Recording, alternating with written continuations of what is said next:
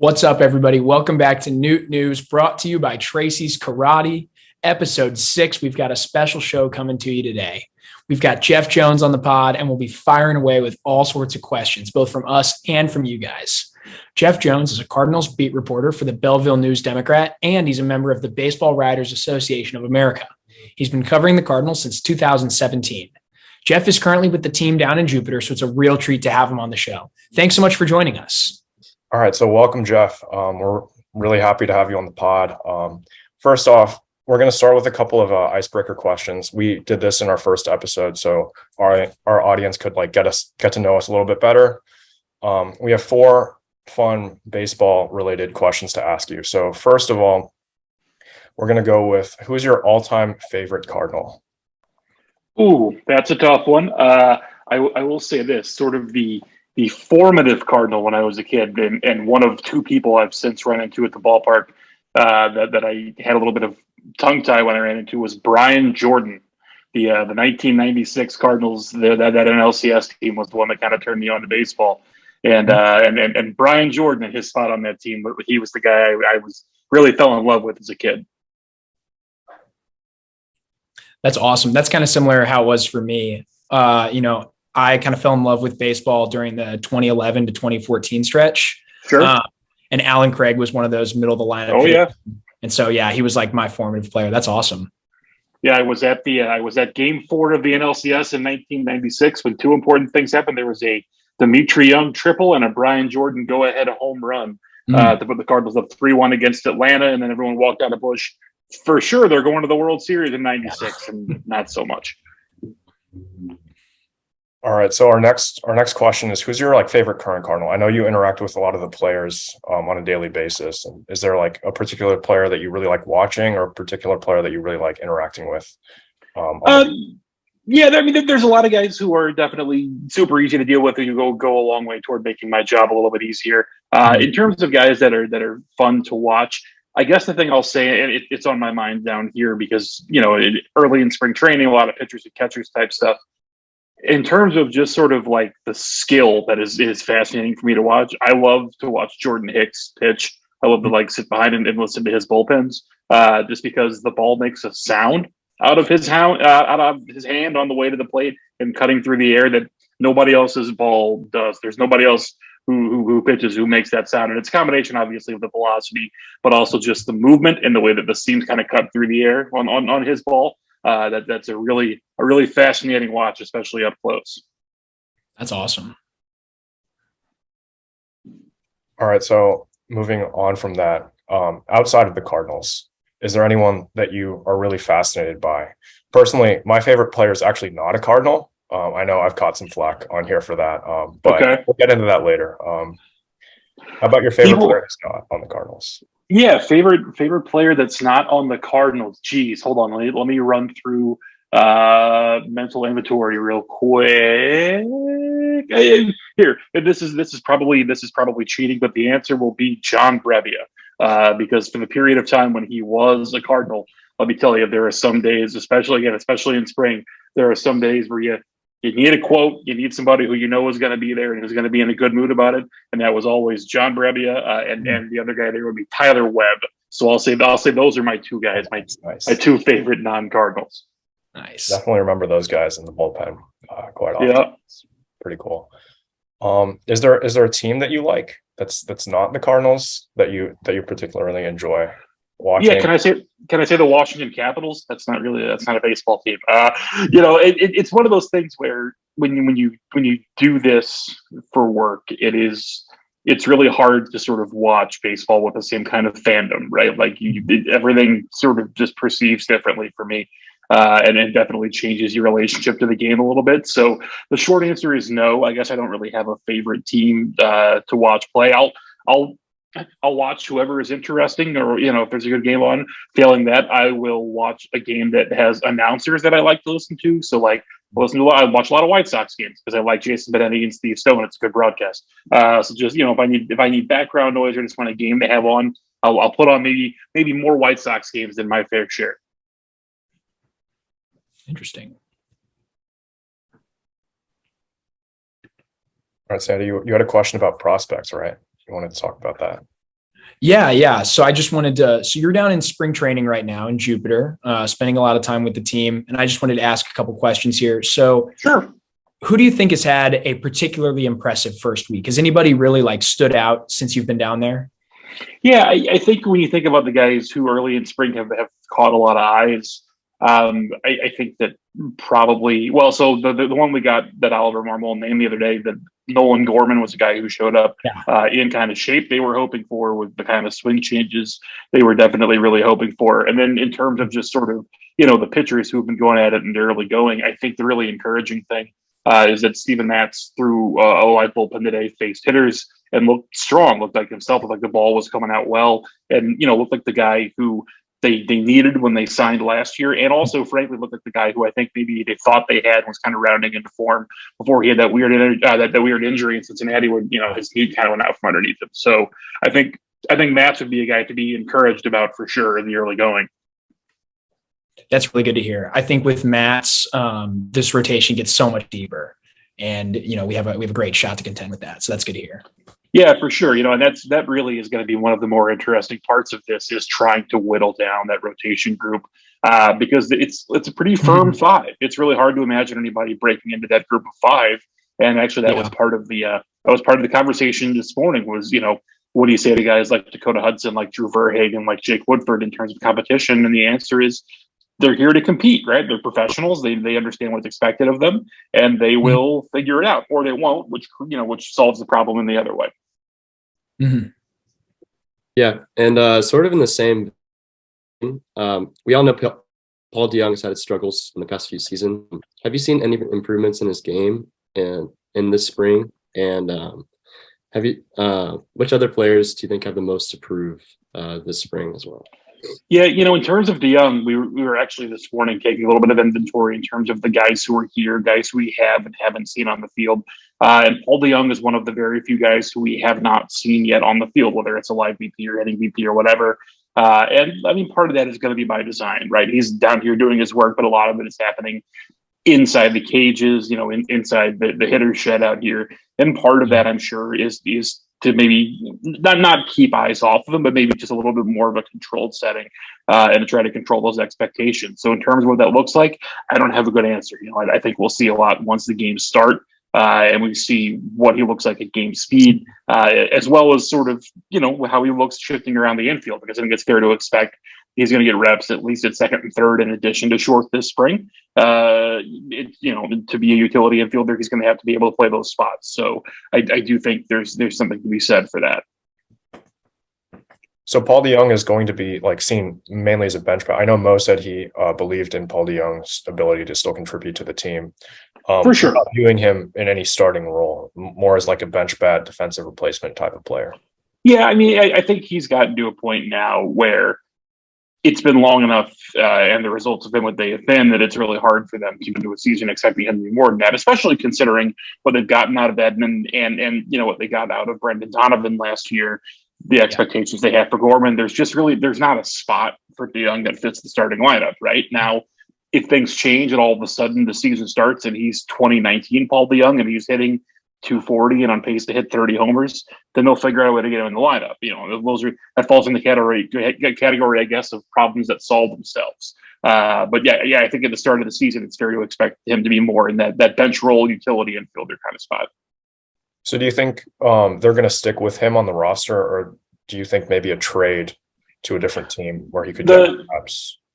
I think the fact that he made it to spring with the Cardinals is probably an indication that he makes it through the spring. Now, again, if he comes out in spring and he's hitting the cover off the ball and he looks rejuvenated, revitalized, maybe there's something to be said there. The reality with DeJong is that he's still owed a guaranteed $11 million. It's $9 million for this season and $2 million on the buyout for next season, which is, it's just too big a ticket for a guy who has sort of shown the struggles that he's shown in recent years, right? So if a trade is going to be a possibility, even a trade where the Cardinals need a significant amount of the money, he's going to have to show more, because really is Paul DeJong right now a $5 million player? If you're a team that has a utility infielder that you like, is the difference between that player, who probably is a younger, pre-arb, maybe even player, the salary difference between that and whatever the Cardinals may or may not cover, is still going to be substantial. And I think the teams, especially early in the year, they like to give their own guys shots, and they're probably not inclined to take that kind of risk. That makes a lot of sense. I think a lot of people are looking at DeYoung and they're sort of saying that they don't see a spot for him on the active roster because you only can carry 26 players. It seems DeYoung's going to be on the roster, at least to start the season. I don't think there's a great chance he's left off. I'd be really surprised. But with him on the roster, there's not a ton of room for flexibility and bringing up young names that a lot of Cardinals fans haven't heard. But even with that being said, is there anybody who Cardinals fans don't know about right now that has a great shot at making the roster? I think the guy, and I think maybe more and more Cardinals fans do know him at this point, but the guy that comes to mind is Moises Gomez, just because that's a guy who hasn't been in the big leagues before, and who did so much power-wise last season that the Cardinals are going to be willing to give him a shot. And if he hits and he really hits his way out of the roster, then they're going to be able to make a spot for him. There are some redundancies, right? You look at Juan Yepes and Gomez, and you see these are sort of similar players. You look at Nolan Gorman and Alec Burleson, and to an extent, these are similar players.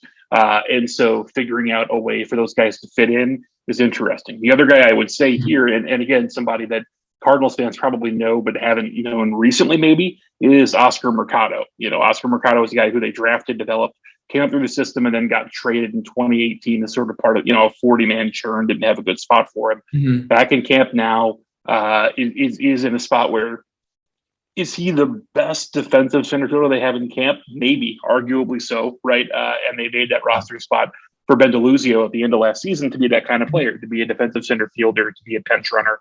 And those are roles that Mercado can fill. Today, actually, I watched him take live BP against Matt Liberatore, and he had a really good, like a 9-pitch at bat. He was fouling off, and then, drove a line drive right back through the box against Liberatore. So it was, looked like a professional hitter, right? This is a guy who has experience, who's had success in the big leagues before. And I could easily see climbing into a spot where he makes it really hard to send him to Memphis at the end of spring.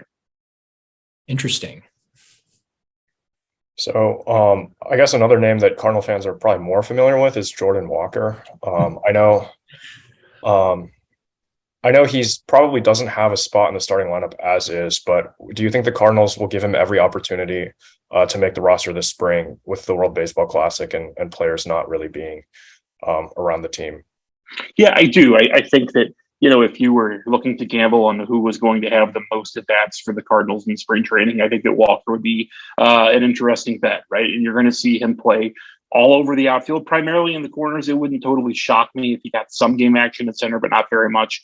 But you're going to see him in the corners, and you're going to see him have that opportunity, right? Because with the talent level and the sort of advanced professional hitter that he is, it's strange to say that a guy who hasn't yet gotten to AAA doesn't have a lot to prove at AAA.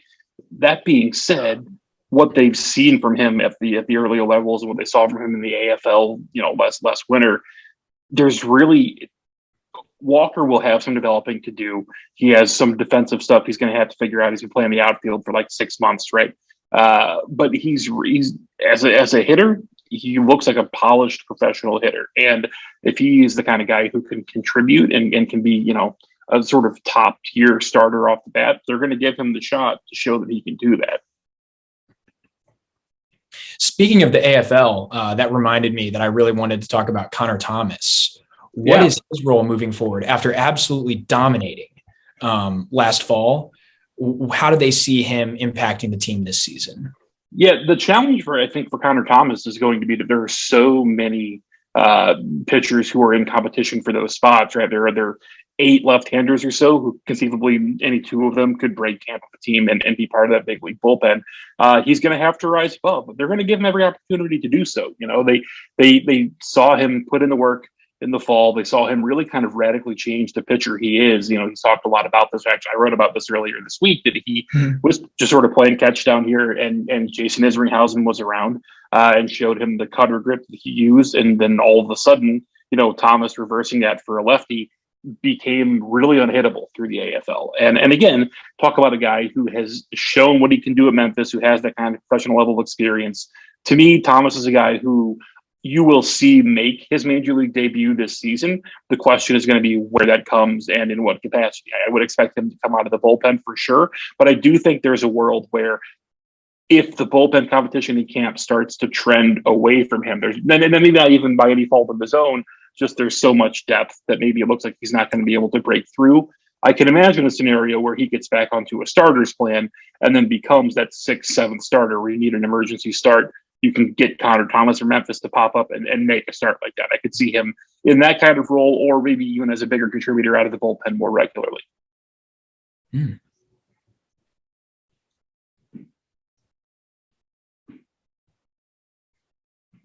All right. So I guess we can pivot away from that a little bit. We wanted to ask you about some of your beat writing career, because I think some of us are interested in potentially interacting with players. Like I remember I met Colton Wong last fall. He was one of my favorite Cardinals, and I was just kind of stunned, and I wasn't really able to interact with him. And you kind of do that on a daily basis. So what's sort of your favorite player interaction that you've had throughout your career? Ooh, my favorite. That is a really good question. I would have to think. I have a really hard time coming up with one. I will tell the story. This is a bad favorite player interaction, but it's a story that I've always liked. I guess it kind of shows the personalities that I think of the people involved. If you remember early in the 2018 season, the Cardinals signed Greg Holland at the very end of spring training to kind of come be their closer. And that was a situation where the manager had really pushed for it, and there had been some pushback from the front office, but they made it happen. But Holland stayed back. He was in extended spring training, getting himself worked up into game shape as the season started. And the Cardinals broke camp with Dominic Leone as their closer. He'd been acquired to trade for Randall Grichuk that winter, and they broke camp with Leone. And in the first week of the season, I don't remember who they were playing, but the first week of the season, Leone comes in, blows a save. They lose a game at home, early in the year, whatever it was. And we're standing at the locker. You go into the clubhouse. Largely, guys who play the same position are kind of clustered together in spots throughout the locker room, as you might expect. And there's a crowd of us, around Leone's locker, and it's the standard stuff. Didn't locate my pitch, didn't do this, it's what it is. And toward the end of the session, someone asked Leone if it would take some of the pressure off the bullpen once Holland was ready and worked up, and because it was going to be his job, right? And so the question essentially was, once Greg Holland is ready, is that better for everyone? And from behind me, I hear Bud Norris, who ended up leading the team and says that your end was really strong that season. And I hear Bud Norris say, his name is Greg Holland, not Jesus. And I really enjoyed that as a little bit of a chime in. The point I think was, one guy's not going to fix every problem, and also the guy blew a save. It happened. These are things that happen in baseball. But I don't think Bud loved the question, nor maybe the implication that the rest of the bullpen was waiting for someone to come save them and made his feelings known. That's awesome. It was a pretty good time. Yeah, we have our feelings about Greg Holland here. It wasn't a particularly great run for him. It was not. It wasn't. It's funny. You say it wasn't a great fit. It was a fine fit, I guess, if he had been able to perform, and he was not able to do so. I think had a little bit of a bounce back. I think he came back with the Rangers, and he got more time with the Royals, and got to train maybe a little more on the tracks. But yeah, that was a rough year. Yeah, the Cardinals have had a lot of trouble signing relievers, I think, late in spring, and there's kind of been a pattern. And so that's why when there was some rumors surrounding some of these free agent relievers left on the market, I was kind of happy to see the Cardinals stay away. And I think that's probably worth considering, right? Is that there has been some they could have gotten Andrew Chafin, they could have gotten Matt Moore. There are guys who are name brand type relievers who maybe were available later in the spring. But yeah, I agree with you that when you look at the guys the Cardinals have in-house, how much better today is Andrew Chafin than Zach Thompson, for instance? I don't know. He might not be any better, right? He might be worse. But you don't know that. There is a degree of uncertainty for sure, and that sort of is the gamble there. But yeah, when you look at what the track record has been, for all the things that this front office does right, one of them is not give money to relievers, right? You know, when that happens, those tend to go south on them pretty quick. And so it's really hard for me to feel like I should be sincerely critical of them for not making that sort of move, given what they have and given their history in that market. Yeah, the history is really important. You touch on that because we can name several guys who were signed late in spring, not just Greg Holland, but there was the Brett Cecil deal. Sure.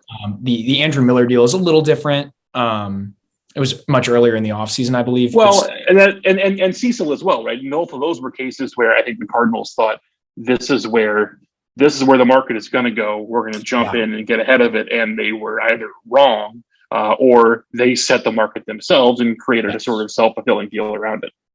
Mm-hmm. Yeah. Yeah, so you kind of touched on this a little bit in your Greg Holland story, but I was wondering if you could kind of describe what your typical day is during spring training and covering the Cardinals, from like attending practices to interviewing players. Like, what is your favorite part about that? Yeah, so I mean, on a regular day, they open the clubhouse up at 8 a.m. here. It's open for about an hour, and then they'll go out and do their workouts in between. So clubhouses be from 8 to 9, and then we usually talk to Ollie 9:45, 10 o'clock, something like that, and then we'll head out. Today was a pretty short day. You know, we headed out to the backfield at 5 after 10, and we're headed back up inside by like 11:15 or so. Typically, it's more like out working until 1:30, 2 o'clock, and then they'll open the clubhouse back up for another hour at the end of workout. So it sort of mimics the rhythm of the regular season in terms of kind of a before and after.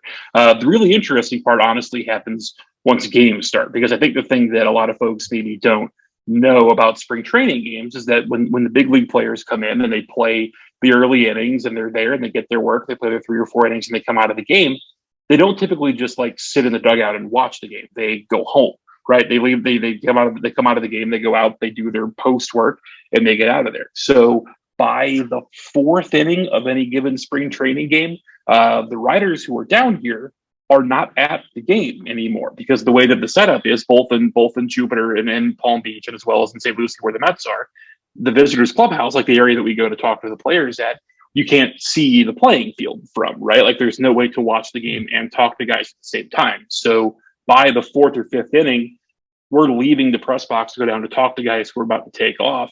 And so a lot of times, unfortunately, we end up not seeing those late game opportunities where those younger guys get in. So that's where you have to kind of like go back and backfill and rewatch the broadcast after, because live, I can't physically watch the game from where the patio is when we talk to players after games. So that definitely adds a little bit of a wrinkle into the spring training routine, because it can be hard to watch baseball once the games start later in spring training. Yeah, in regards to spring training, so surrounding the players and the atmosphere, it's the first spring training in like a long time without Yadier Molina in camp. So is the vibe any different between the pitchers and the catchers? Is Contreras how's Contreras establishing himself as the new catcher?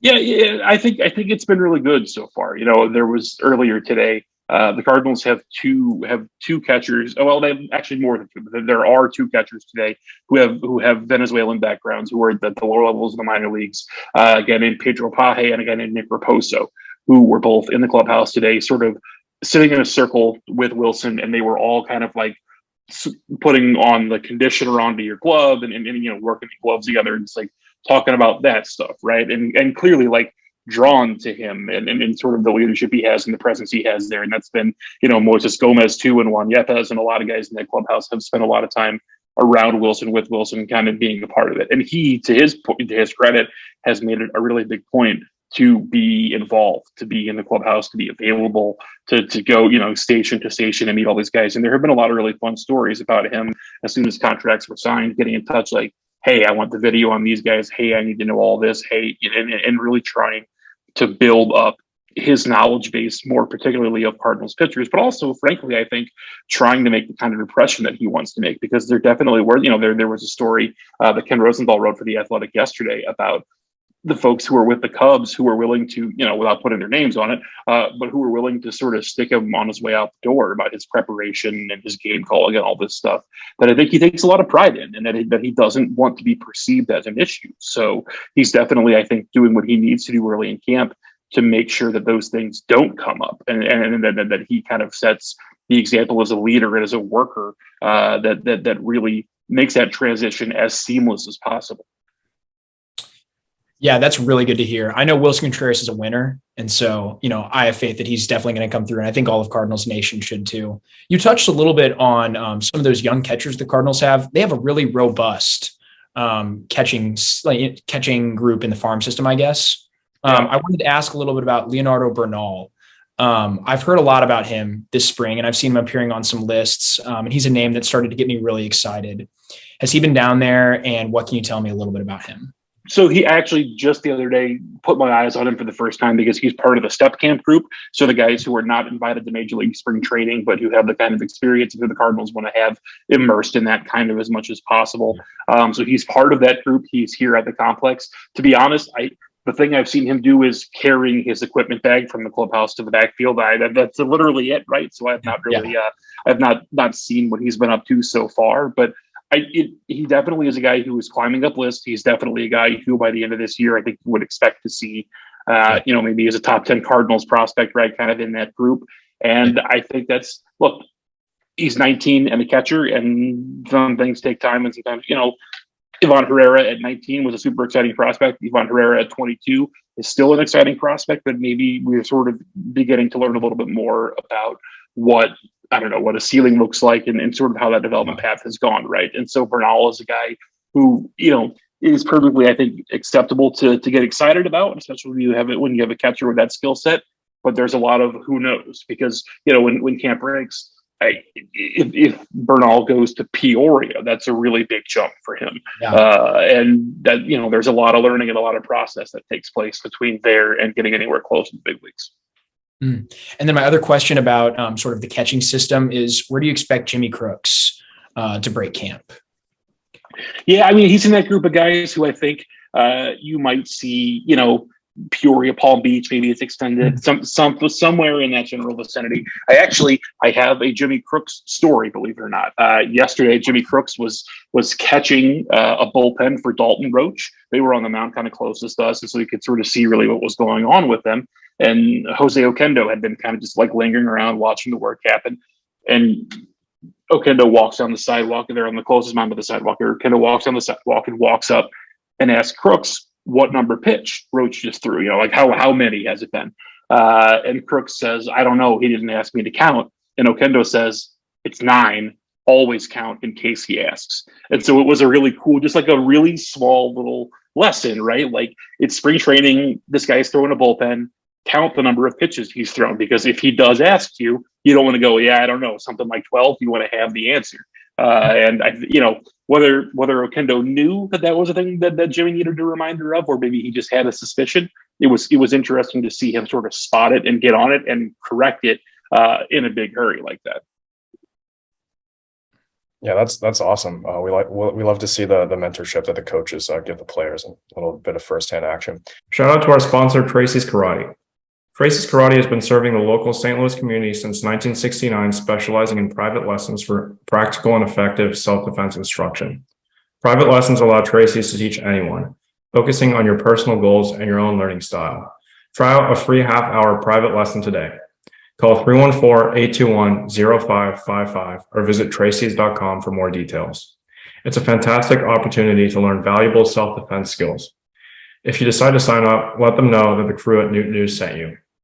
And again, the phone number is 314-821-0555 and the website is tracys.com. I had a question about player interaction.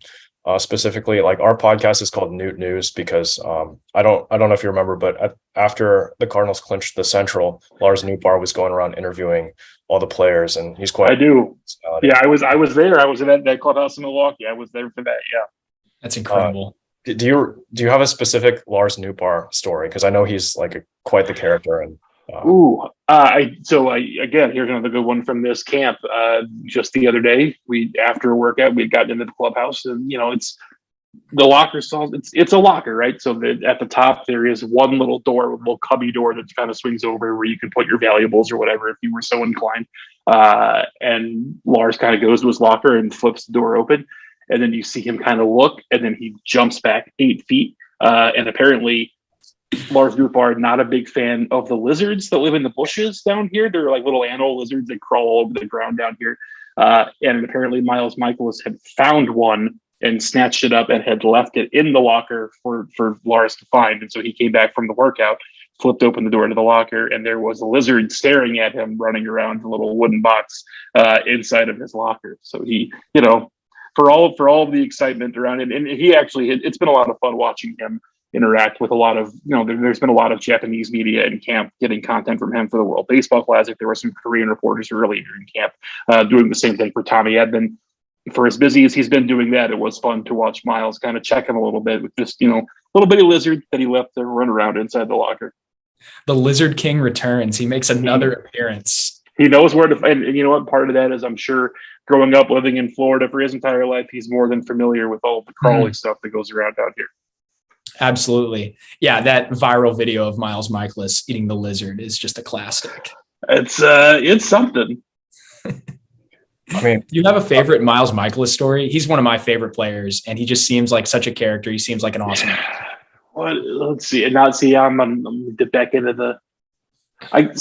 Here's a very fun Miles story. With the first year he was with the Cardinals in 2018, he got elected to the All-Star game. So his wife at the time was very pregnant. She was very close to having their twins. And Miles got on the plane I forget where the Cardinals ended the first half, but got on the plane, flew to Washington, got there, got checked in, got to the hotel, was in the hotel maybe 90 minutes when his phone rang and said, "Nope, babies are coming, time to go." So he had to immediately turn around, grab his bags, run to the airport to get back to Florida, where his wife was giving birth. So Miles Mikolas' first All-Star game, he was at for 90 minutes and did not leave the hotel. Yeah, Miles had a couple of interesting All-Star appearances.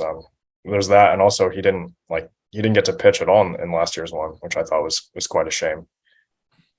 Yeah, there was actually, and again, there was a little bitty story from that. I believe I think it was David Bednar was the guy who was involved in this. There had been some discussion about trying to get guys into games, and I think generally the rule with the pitchers at the All-Star game is if it's somebody who's never made an All-Star team, the guys on the staff try to preference, let's get those guys in the game, let them have their moment.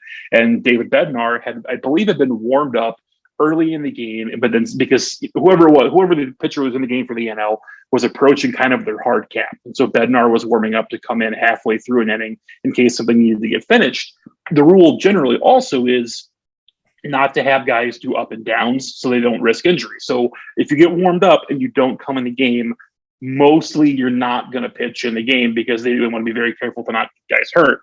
But Bednar, who warmed up, didn't get all the way hot, but warmed up, didn't go in the game, was not going to be able to pitch. But it was Miles and it was a couple other guys down in the bullpen who really leaned on the staff for the NL, but get this guy in the game. He deserves to pitch. He wants to pitch. It's his first time. And so whatever chance he might have had, he kind of stepped back from to make sure that somebody else had a chance to pitch in that All-Star game. That's awesome. Yeah, really cool thing about it. Yeah. So on the same topic of pitchers and spring training, we were wondering if Adam Wainwright is looking good at the start of camp, and are you thinking that it's going to be his actual final season, or do you think he has 2 more in the tank? No, I think he's. The one thing about Adam, and it's sort of coming to the end of the career here, that he's been really clear about for a long time was that he didn't want to be a guy who retired more than once. He's talked about kind of how unsatisfying that is for fans, and really just not wanting to be didn't want to be Brett Favre, I think was the comparison that he drew. Right. So I think that when Adam says he's done, and I definitely believe that. Now, look, he's going to be done playing, and then is he going to end up broadcasting 40 games next year? Who knows? Maybe that's a lot, right? But I think as soon as he's done, I wouldn't worry too much about Adam Wainwright being too far away from baseball or anybody's TV for too long, probably. Yeah, do you think Waino's going to have a bounce back from his little struggles at the end of last season? I know he said something about fixing his stride, which was off in the Yeah, I think at this point you sort of take him at his word that he was able to identify what the issue was and sort of make those adjustments. I have no reason to doubt that he is going to be as effective as he's been in recent years. The thing that is sort of hard to balance is like time does come for people, and he's a 40-year-old pitcher with a substantial injury history, right? And so as much as you believe in Adam Wainwright and his skill and his ability to sort of know his body, know his health, and be that kind of pitcher, those things about him are real. Those are true things about him. And so there is a little bit of balance of, okay, you trust it, you believe it until the moment when it goes. And if that happens, it's like, yeah, that probably was about to happen. So it is going to be, I have every reason to be optimistic, but I also think it is important to maybe be realistic as well. Yeah, for sure. Definitely have hopes for him to go out the right way.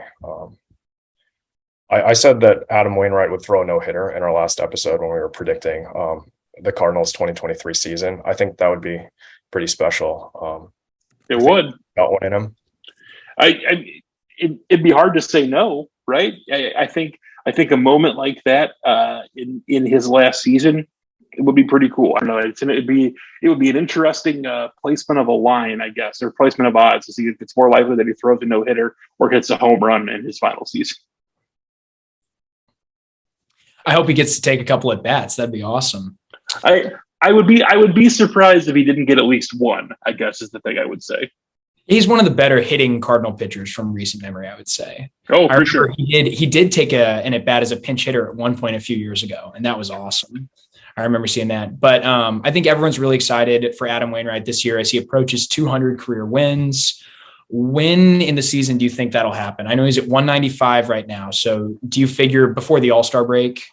Well, if it's not before the All-Star break, they're probably in trouble, right? If they get to the All-Star break and he doesn't have 5 wins, then either he's been hurt or they've been bad or some combination thereof, probably.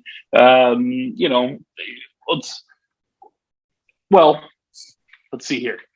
This would probably also be late in the season, but it would be entertaining for it to happen in London. I guess that's possible, right? That would be a little late to not have 5 wins until the 3rd week of June, but that could be a fun placement for it. I know the number that he really has in mind, 200 is cool, but he's talked about wanting to catch up to Pop Haynes, who is behind Bob Gibson for second. I think it's 212 is the number, maybe 212, 213, something like that. And that's the number he's mentioned as being one that he's really interested in. So that could be a fun one to watch. And frankly, look, that's Adam, right? Oh yeah, I'm going to go out there and I'm going to win 19 games this year. Is a much different thing than win 5. Mm-hmm. It'd be cool to see another statistical chase like last year where Pujos's quest for 700 had everybody really involved. For sure. Yeah, I know this is a little bit of a detour, but you were just talking about pitchers that hit. So I have a question that I have about a different player in that regard. We were talking about how my favorite player wasn't a Cardinal. My favorite player is actually Shohei Ohtani. And okay, sure.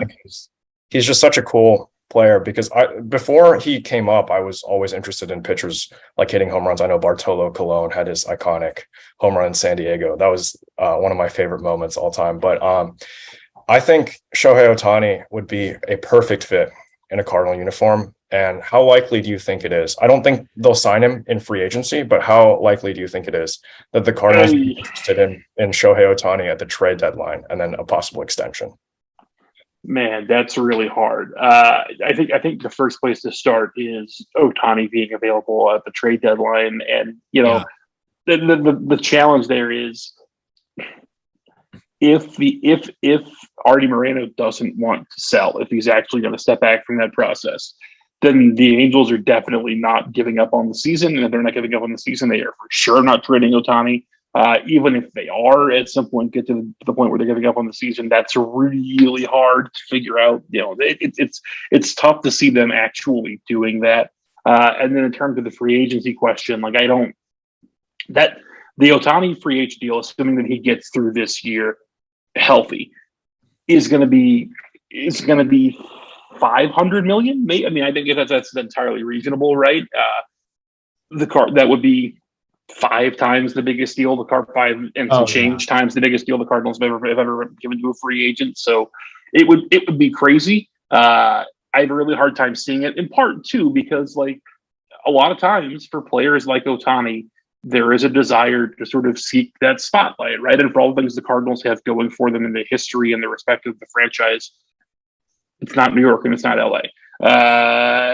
And those things do matter to players, and they do matter to them, frankly, also from a financial standpoint, right, and from an access standpoint. And those are things that are important. I won't pretend to know what's important to Shohei Ohtani, but historically, those things have been important to players, and it would be really hard to see the Cardinals being able to kind of match up on that front. Well, there's 2 things. The first thing I think is if the Angels struggle as much as they have in past seasons, and there's no reason to believe that they won't again this year because I don't think they made that many impactful moves. It would be a huge mistake to let Ohtani just walk for nothing for a comp pick. I just don't see how that's a smart move in any regard. So if they're out of contention by the deadline, I think there's a chance where they will ship him. And if we're thinking about like trades in recent memories, the Cardinals have been very aggressive in the trade market. We got Goldie and Arenado, who obviously came here. And we'd have to think that if the Cardinals had landed Juan Soto at last year's trade deadline, they probably would have given him the $400 million plus extension that he wanted, because I don't think they would have let those prospects walk for nothing. So I don't know. Yeah, I will say that the thing with Soto to keep in mind is that at the time that deal had been considered, they were talking about with Soto, you were talking about 3 postseason runs, right? You would have had the rest of last year, that playoffs, and then 2 more full years with him. And look, conceivably, a team, including the Padres, still could reflip Soto at the end to recoup some of those assets, right? I think to me, the interesting comparison is Bryce Harper, who his last year in Washington, when he reached the end, face of the franchise, best player in team history, all that kind of stuff. The Nats, their baseball ops people did have a deal. They had a deal to trade him to Houston at the deadline that year, and ownership said no. Nats ownership did not want it to happen, because of whatever, whether it's the message it sends, or we're going to still try to sign him, or he's a big team, part of the team, whatever. The Nats nix it because there is a degree of kind of that relationship between player and team when it's kind of an identity player. That's really hard for people at that level to let go of sometimes, and Ohtani would be at that level, right, beyond that level. So it would be, I don't know, it's really hard for me to imagine Artie Moreno being the guy who lets that go. Maybe I'm wrong, and maybe that is how it works out, but I would be pretty surprised. Would you say that the face of the Angels is Ohtani, or would it be like more of a Mike Trout type player? Because I know he's also. Yeah, I would be really interested to kind of see how they look at that. My guess would be, honestly, that Ohtani is that guy more for them, and part of that is personality too. Trout. My interactions with Mike Trout have all been very good and very positive, but he's kind of a quiet guy, kind of a relaxed, not really out front sort of guy. Whereas Ohtani is a global superstar, right? Like spans continents, spans oceans. With kind of the reach he has in baseball. So they probably would say Ohtani if you force them to be honest about it. Yeah, I kind of lean towards thinking the Angels will not be trading Ohtani as well. I look at obviously Harper, like you just mentioned, but also there are other examples in recent memory, like Trevor Story, who didn't get dealt at the deadline, and we all thought he would.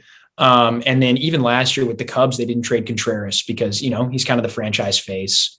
And I agree with you. And I also think Artie Moreno, the way he's run this team in recent years, I think he sees all of the benefits that Ohtani gives him from a marketing standpoint. Ohtani draws people to the ballpark. People come to watch him. They sell a ton of his jerseys and all of his merchandise. And so I agree. I think it'd be really hard for Artie Moreno to let that go. Even though Ohtani could bring a ton of value back, I also think there's the fact that the Angels are going to feel that almost no trade package meets the value that they give Ohtani, because he's just a rental at this point, because he's not going to get traded before the deadline. Right. He'll just be a rental. And, to match up with the kind of value, because they'll say, oh, we're giving out 2, superstar level players in one person. And I don't think anyone's going to pony up to meet that price. Yeah, I think that's probably the best way to look at it. And could something shocking happen? It certainly could, but man, I would be surprised. Yeah. So sorry, Andrew. It was a bit of a pipe dream, but yeah, I do have the Ohtani jersey on the wall behind me. It would be nice to get that turned into a Cardinal one day. But For sure. all right, we're just about out of time here, but we do have a couple of viewer questions that we wanted to ask. So the first viewer question that we got was, how do you view the Chicago Cubs and their ability to contend for the NL Central? I know we've had our discussions here, and I know Sandy is really not high on the Cubs at all, but we wanted to get your input on that. I think that I view the Cubs the same way really you view lottery tickets, right? So you buy 6 of them, and probably you're going to lose like 80% of the money you spent on them. But like one time in 500, you win $1,000 or whatever, however the math works out. I do think that's the Cubs, right? Like the Cubs have a lot of lotto ticket type players, many of whom may not work at all this season. But if all of a sudden Cody Bellinger is an MVP candidate again, then who knows? Would it shock me if the Cubs were a second place team? It would not. Would it shock me if the Cubs were a fourth place team? Not really, to be honest. I think either of those outcomes is possible. Probably more likely the latter than the former. But if nothing else, they did go out and add veteran players this winter who, if some or any of them hit, either they can be a much better team this year, or those are guys you can flip come deadline time for more deadline stuff you can pick up. Yeah, I know they shelled out a lot of money. They spent a little over $310 million this offseason. But the majority of that came on one guy. It all came on Dansby Swanson for the most part. When that came out, my initial reaction was that it was a little bit of an overpay, but then I also had to think about the way the market has trended and how I view things as a Cardinals fan, where they don't tend to spend a lot of money. So, or at least not a lot of money on one player. I shouldn't say the Cardinals spend money. They run relatively good payrolls. Yeah, but I think the reaction was overpay. I think the Swanson deal and the Jamison Tyone deal are both contracts that you could see the Cubs suddenly having a problem with in a hurry. Or I mean, if those players hit kind of their top level projections, then great, and they're going to pay for themselves. Those both look a little heavy to me, but in the context of the market, they probably aren't very far off. Yeah, I think the market was really, really robust this year. There was a ton. Sure. It was kind of inflated, it felt. Guys like Chris Bassett, Jamison Tyone, who I kind of would have said were maybe 2-3 years max, we're getting 3, 4, even 5 years. Yeah, that part of that is the result of kind of coming out of a lockout and kind of the exuberance of that, and part of it is sort of the return to normalcy after COVID and seeing revenues get back to a level that teams are more comfortable with. Yeah. Our next question, viewer question, is regards to another NL Central rival. So we've gotten a lot of news recently about Corbin Burnes and his relationship with the Brewers sort of deteriorating through the arbitration process. Do you think the Cardinals could be in play to sign Corbin Burnes long-term after the 2024 season, or even via trade? I think definitely not via trade. I think that in-division move is pretty hard to figure out. When it comes to free agency, the Cardinals are going to have to figure out what's going on with their rotation, right? I think it's been well documented.